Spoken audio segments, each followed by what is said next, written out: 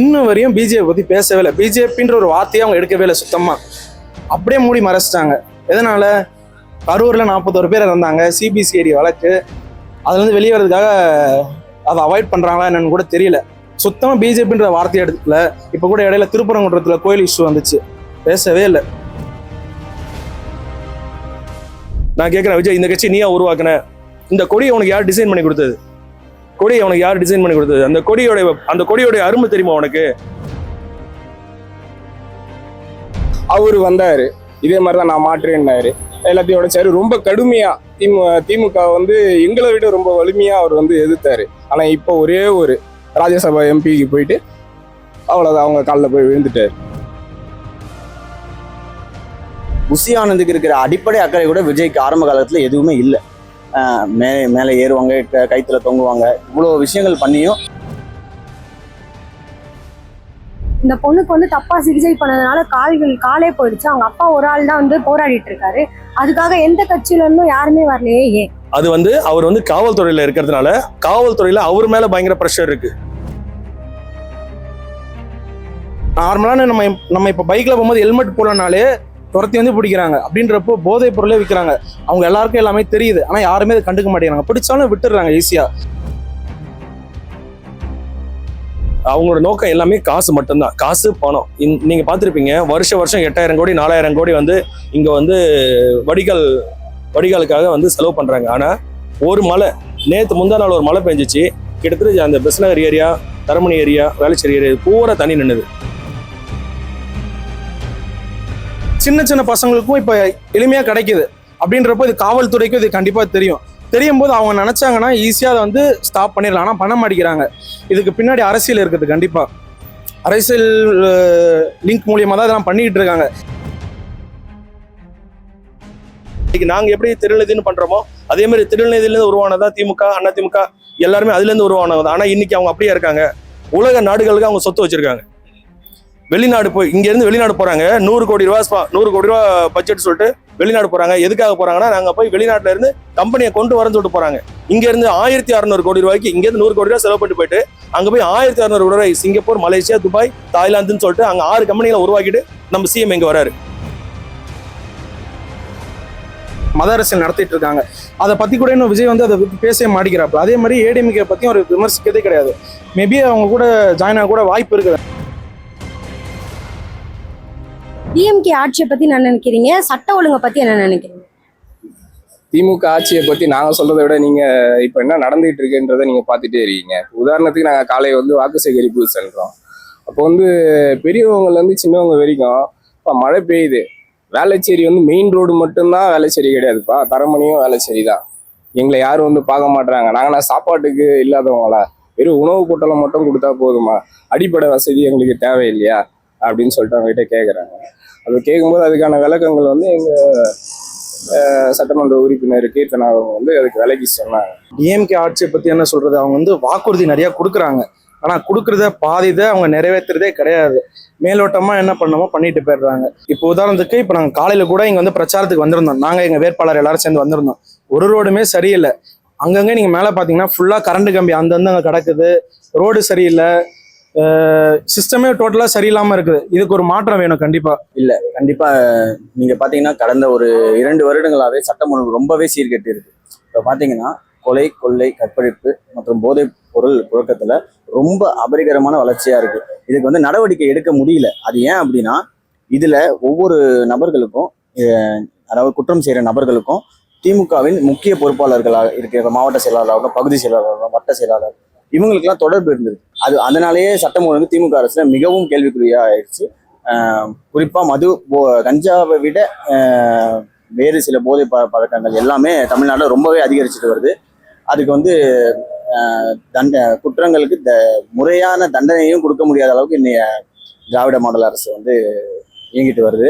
திமுக ஆட்சிங்கிறது வந்து மக்களுக்கு ஒரு பெரிய வைரஸ்.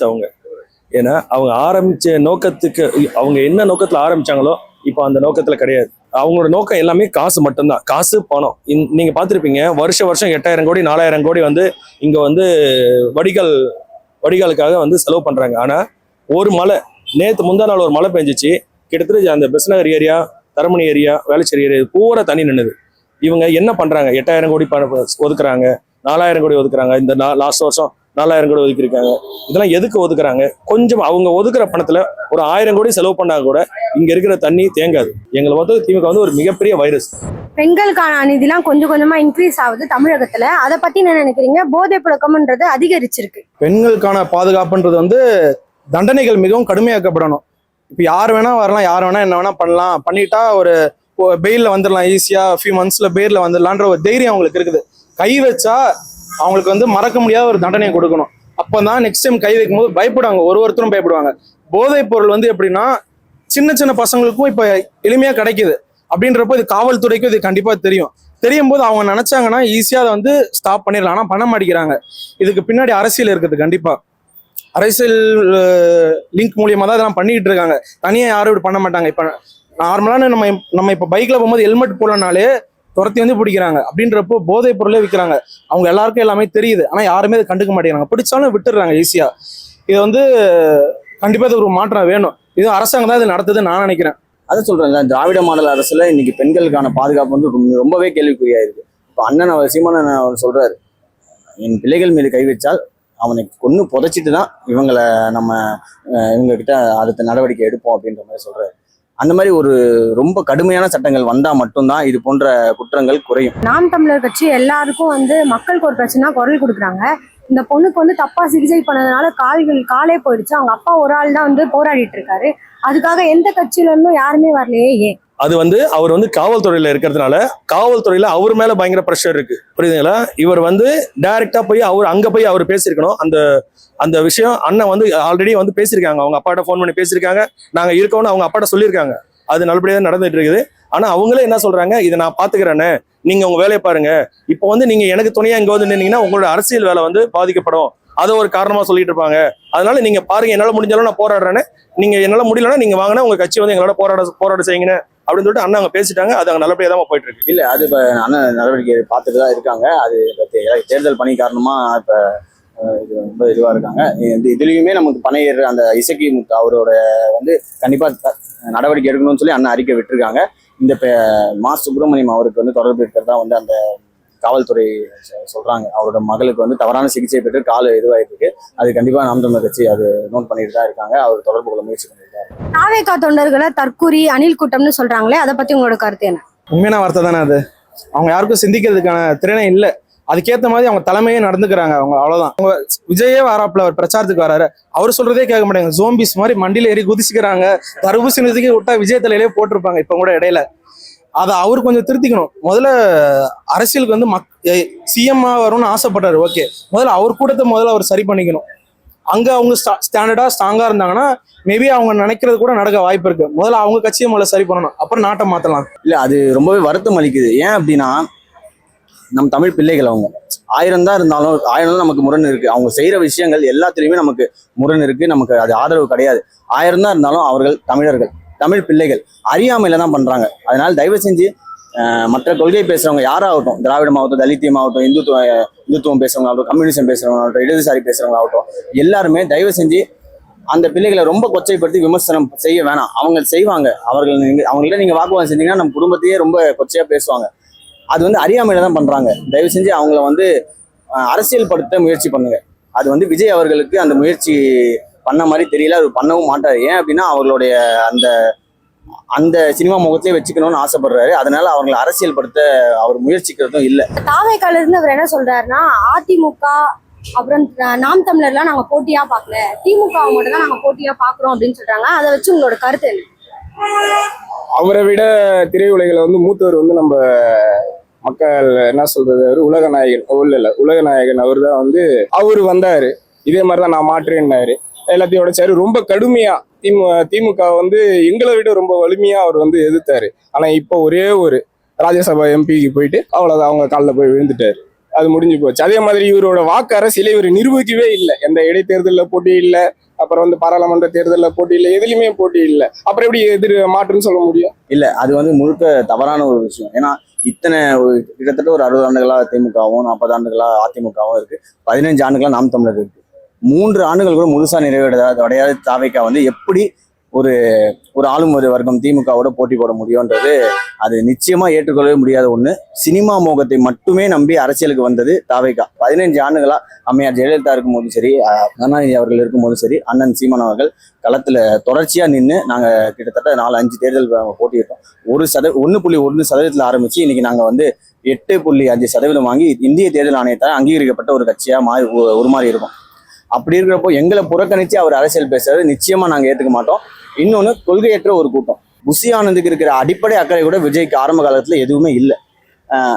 மேலே ஏறுவாங்க, கைத்துல தொங்குவாங்க, இவ்வளவு விஷயங்கள் பண்ணியும் விஜய் அவர் எந்த ஒரு நடவடிக்கையும் எடுக்க மாட்டார். இன்னும் சொல்ல போனா அவர் அதை ரசிக்கிறாரு.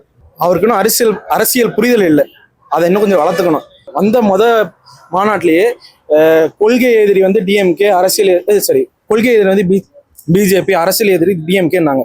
இன்னும் வரையும் பிஜேபி பத்தி பேசவே இல்லை. பிஜேபின்ற ஒரு வார்த்தையை அவங்க எடுக்கவே இல்லை சுத்தமா.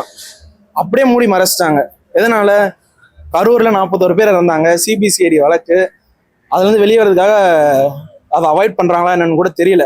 சுத்தமா பிஜேபின்ற வார்த்தையை எடுக்கல.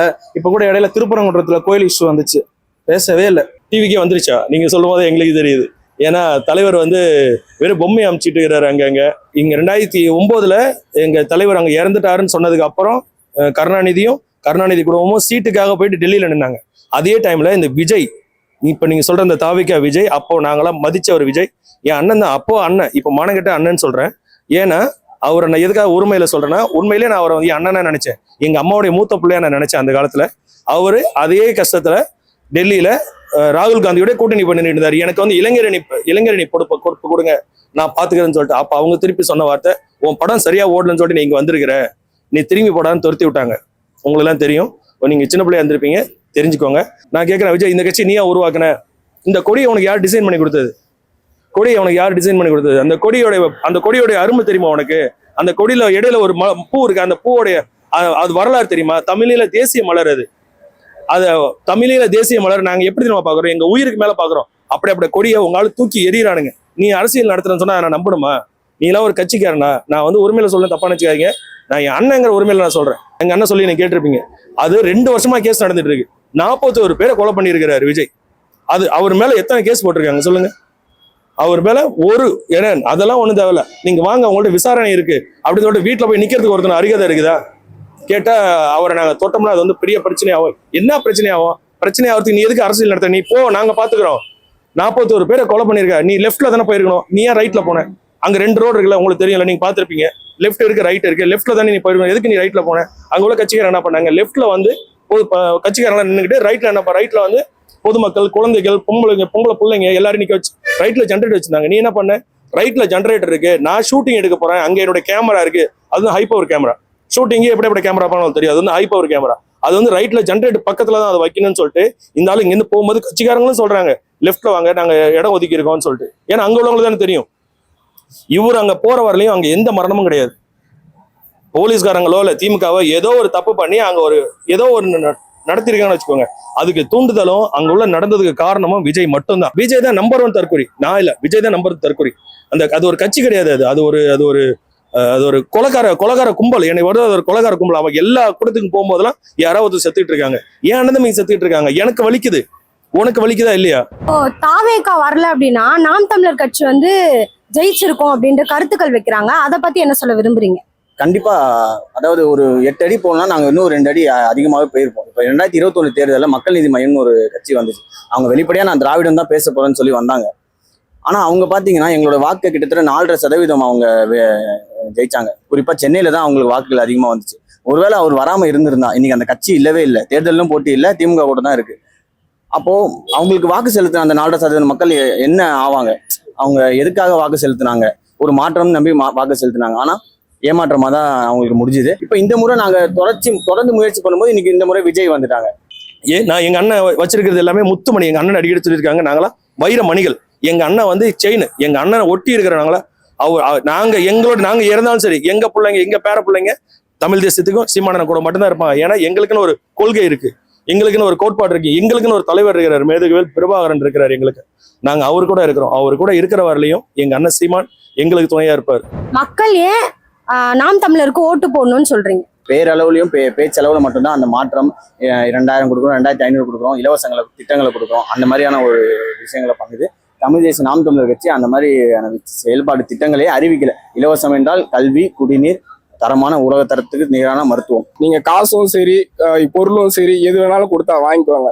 ஆனா உலகத்திலேயே நம்ம பிறக்கிற பிறப்புல இருந்து ரொம்ப ரொம்ப ரொம்ப ரொம்ப ரொம்ப ரொம்ப விலைமதிக்க முடியாத விஷயம் உங்க வாக்கு மட்டும்தான். அதை ஓட்டு போறதுக்கு ஒரு நொடிக்கு மட்டும் முன்னாடி அதை யோசிச்சு நீங்க உங்க வாக்கை செலுத்துனீங்கன்னா எதுக்காகவும் நீங்க ரோட்டுக்கும் வர தேவையில்ல, எதுக்கும் வர தேவையில்ல, உங்களை தேடி நாங்க வருவோம். நீங்க பாத்திருப்பீங்க, அவங்க வரும்போது காசு வாங்கிட்டு வந்திருப்பாங்க நிறைய பேர். இன்னைக்கு நாங்க எப்படி திருநெல்வேலின்னு பண்றோமோ அதே மாதிரி திருநெல்வேலியில இருந்து உருவானதா திமுக, அதிமுக எல்லாருமே அதுல இருந்து உருவானது. ஆனா இன்னைக்கு அவங்க அப்படியே இருக்காங்க. உலக நாடுகளுக்கு அவங்க சொத்து வச்சிருக்காங்க. வெளிநாடு போய் இங்க இருந்து வெளிநாடு போறாங்க. 100 கோடி ரூபாய் பட்ஜெட் சொல்லிட்டு வெளிநாடு போறாங்க. எதுக்காக போறாங்கன்னா, நாங்க போய் வெளிநாட்டுல இருந்து கம்பெனியை கொண்டு வரேன்னு சொல்லிட்டு போறாங்க. இங்க இருந்து 1600 கோடி ரூபாய்க்கு இங்க இருந்து 100 கோடி ரூபாய் செலவு பண்ணி போயிட்டு அங்க போய் 1600 கோடி ரூபாய் சிங்கப்பூர், மலேசியா, துபாய், தாய்லாந்துன்னு சொல்லிட்டு அங்க 6 கம்பெனிகளை உருவாக்கிட்டு நம்ம சிஎம் இங்க வராரு இல்லையா? இதெல்லாம் ஒழிக்கணும். எங்களோட கட்சிக்கு ஏன் ஓட்டு போனா, எங்க கட்சியில இருக்க எல்லா வேட்பாளரும் நல்லா படிச்சவங்க, நிறைய நாகரிகம், நிறைய விஷயங்கள் தெரிஞ்சுக்கிட்டவங்க. நீங்க எங்களோட கொள்கை கோட்பாடை நீங்க பாத்தீங்கன்னா உங்களுக்கு அதான் நிறைய நல்ல விஷயம் புரியும். இப்ப எல்லா கட்சியும் வந்து 2000 தரேன், 2500 தரேன், 1000 தரேன்னு சொல்றாங்க. தண்ணியை ஃப்ரீயா தர மாட்டேங்கிறேன்னு சொல்ல மாட்டேங்கிறாங்க. படிப்பையும் ஃப்ரீயா தரணும்னு சொல்ல மாட்டேங்கிறாங்க. ஒரு அரசு மருத்துவம்னா அவ்வளவு மோசமா இருக்கு. நாங்க வந்து அதை மாத்திடுவோம்னு சொல்றோம். நல்லா இன்னும் பணக்காரங்க, ஏழைங்க எல்லாருமே அரசு மருத்துவமனையில தான் சிகிச்சை எடுத்துக்கணும். எல்லாருமே அரசு பள்ளியில தான் படிக்கணும். அதுதான் முன்னுரிமை கொடுக்கணும் நாங்க பேசுறோம். இப்ப இந்த அரசியல நாங்க மட்டும் தான் பேசுறோம். மற்ற கட்சி இதை பேசவே மாட்டேங்கிறாங்க. பேருக்கு மக்களுக்கு நல்லது பண்றேன்னு சொல்லிட்டு அவங்க பிள்ளைகள் எல்லாம் பெரிய பணக்கார ஸ்கூல், அமெரிக்கன் ஸ்கூல்ல படிக்க வச்சிடுறாங்க. அவங்க ஏதாவது ஒன்னா கூட அப்போலோக்கு தான் போறாங்க, அப்போலோ செட்டிநாடு தான் போறாங்க. கவர்மெண்ட் ஹாஸ்பிட்டலுக்கு யாருமே வரதில்லை. ஸோ நாங்க வந்து இதெல்லாம் மாத்திடுவோம். இன்னும் நிறைய நல்ல விஷயங்கள் பண்றதுக்கு இருக்கிறோம். நீங்க கொள்கையில நீங்க பாத்தீங்கன்னாலே புரியும்.